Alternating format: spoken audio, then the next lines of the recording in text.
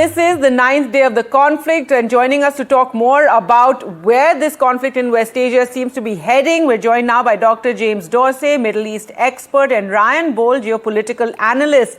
Dr. Dorsey, first to you. As we said, it is day 9 of the conflict. A new supreme leader has been chosen, but yet to be announced by the clergy in Iran. And we just heard Donald Trump's reaction, saying that, no new leader without a U.S. say in the matter.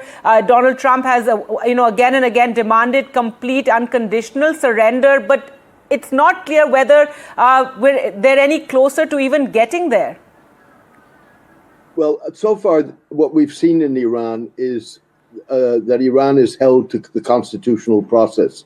So it's appointed an interim leadership, a three-man council, of which President Pezeshkian is one member. You have the Assembly of Experts meeting to appoint a new supreme leader. One of their members has now said that there is consensus on that, so we're waiting to see an announcement. I would expect that we will see the announcement fairly soon. Iran has an interest in emphasizing that it is capable of following the constitutional process of governing the country despite the U.S. and Israeli attack. The real question now is who that new leader will be. That's right, waiting for that announcement. But Ryan Bole, we saw Iranian Minister Ali Larijani saying that U.S. is now stuck in the quagmire of its own miscalculations, and Trump has failed to achieve his aims through these strikes on Iran. How do you view it now, 9 days into this conflict that only seems to be widening and getting more intense with new fronts opening up? Well, President Trump is the central actor in this war. This is a war he chose to begin on his timeline, and in all likelihood, it is a war that could de-escalate on his timeline as well for a variety of reasons. The Iranians, of course, would accept a temporary ceasefire that would allow them to reorganize, as Dr. Dorsey was mentioning, carry out their constitutional processes to ensure their legitimacy and shore up their domestic position.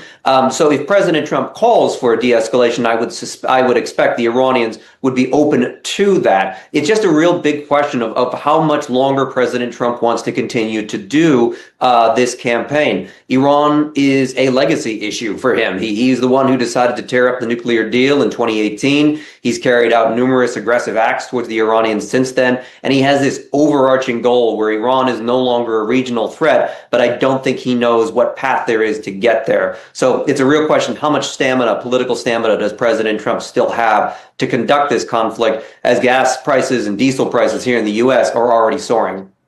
That's right. Dr. Dorsey, your view on that. And now we've seen, today and as of last night, critical infrastructure is now being targeted, oil refineries in Iran and desalination plants in Bahrain. It also is a worry for, the countries in the Gulf region and how much appetite they have to continue with this conflict, and then any sort of pressure that could be brought in, sort of ending the conflict or taking it off ramp, finding some sort of solution to it. I agree with my colleague that Trump is the central figure here. The problem is that Trump has miscalculated. He expected that Iran would fold. In fact, he expected that Iran would fold before a shot was fired. Iran has proven to be much more resilient, and Iran has a history of resilience. If you go back to 1979, 1980, you had a period in which 2 presidents, 3 prime ministers, and 72 members of parliament, including prominent clerics like Ayatollah Beheshti, were killed within a matter of months. We're 47 years later. The same can be said about the war last June when Israel attacked Iran. So at this point, I think for the regime, victory is survival.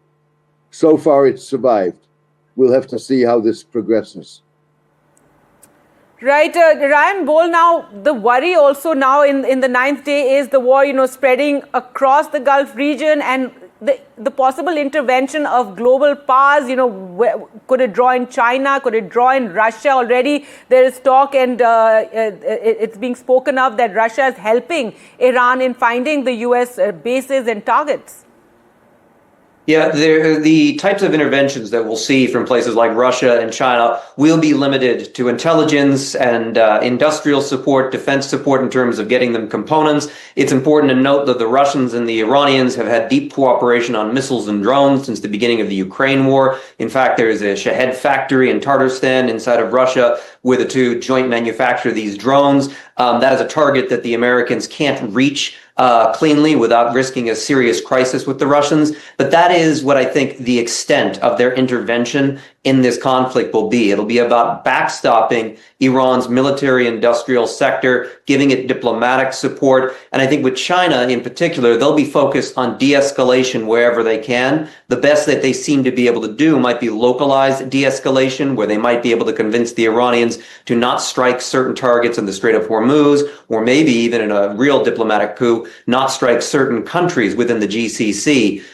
So I think that is the extent to which we'll see those bigger powers get involved. But what we're really looking for is whether or not any of the Gulf Arab states can be provoked into attacking Iran itself, particularly the UAE and Saudi Arabia and Qatar, which have advanced militaries and which have been enduring rockets and missiles and drones from the Iranians.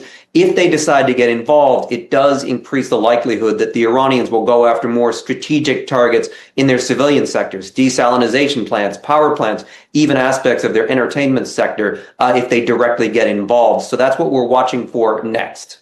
That's right. And in fact, the first desalination plant that was hit was in Iran. And we heard that statement coming out saying that, the US has struck a desalination plant. And you have done this first because there was all this warning that Iran could go for that. And today we've seen a desalination plant in Bahrain being hit. But Dr. Dorsey, are there any... If we talk about Iran right now, and we're waiting for that announcement of who the new supreme leader is going to be, but have there been any indications of any sort of confusion or any differences that are emerging in this assembly of experts? The government, president and ministers, what they're saying, the Revolutionary Guards in Iran?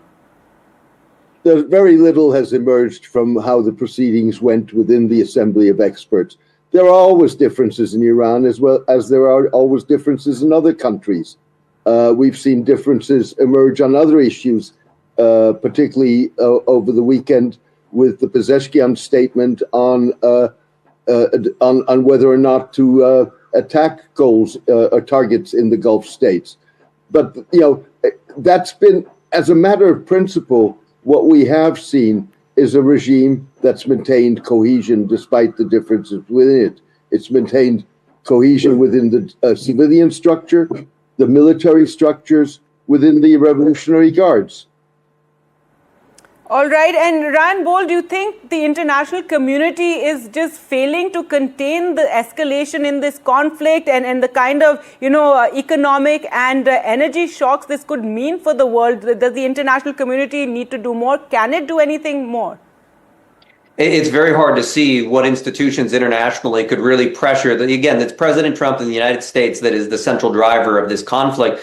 Yes. In order to develop leverage over the Americans, the rest of the world would have to be willing to cut economic ties and really impact the United States economically. But that would backfire on many of them. Of course, they are huge trade partners with the United States. The U.S. has a very aggressive tariff strategy right now, an aggressive sanctions strategy. President Trump tends to not forgive nor forget people who transgress him. There are many risks of trying to stand up and try to end this conflict. And for that matter, there are many countries that don't have a favorable opinion of the Islamic Republic either. Even as they didn't want to see a war like this take place, they aren't exactly fans of the Iranians' strategic orientation. So I think the international community will largely be stuck as a bystander, as they so often are in this region. But that doesn't mean that other actors like China, Turkey, or Qatar might not be able to create localized de-escalation agreements like we've seen with the Russia-Ukraine war that would improve the prospects of energy flows, humanitarian aid, and even the possibility of a final de-escalation that would at least pause this conflict for the time being. All right. Well, thank you so much, gentlemen, for joining us. We're completely out of time. Thank you so much.